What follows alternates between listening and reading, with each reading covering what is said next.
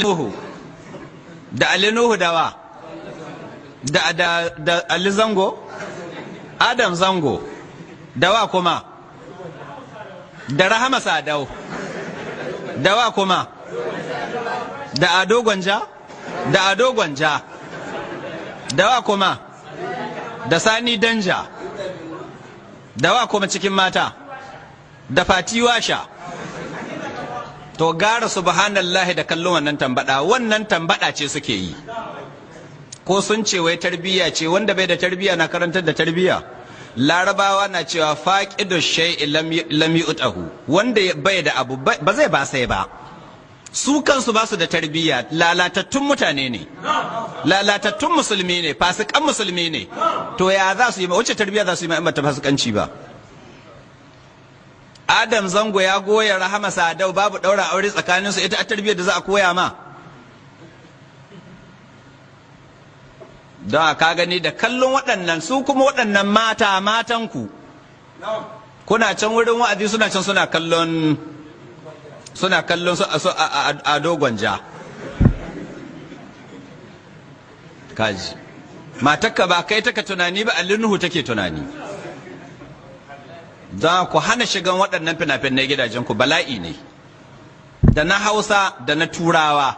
Sannan da kiɗe-kiɗe kuma, kiɗe-kiɗe na Hausa irin na su Shata da ɗan Anace da ɗan Ƙwairo da na su Bob Marley duk guda ne. Kakkace waɗannan aina musu duk guda ce, da waƙar Shata da ta Bob Marley duk guda ce, duk fasikanci ce, duk saɓon Allah ne.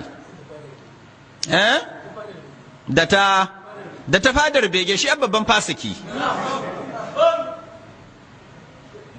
Ta Shata ta fi kyau bisa ga fadar bege. Fadar bege babban fasiki ne. Saura a ce ni ko na koma aladai.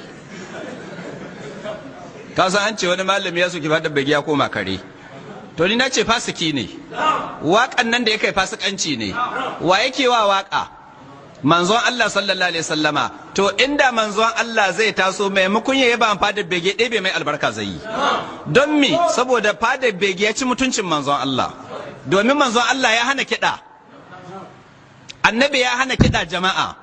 Ya sa su cikin ayyukan da za su, abubuwan da za su yawaita ƙarshen sa'a, alma'azif, kiɗe-kiɗe da giya da mata. So da cikin wani hadisi sahihi yace yana cikin abin da za su yawaita ƙarshen sa'a, shan giya da neman mata, zinace sannan da kiɗe-kiɗe.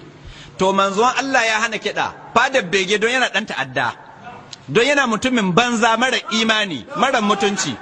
Ya zo wai manzon Allah ga sallallahu alaihi da ya hana kiɗa, wai shi zai wa bege da kiɗa, don bai da mutunci. An kai magana ce waliyan Allah, waliyan shaidan dai, fadar bege waliyan shaidan ne, ba wani waliyan Allah, ba ruwan Allah da fadar bege. Gobe in koma aladai.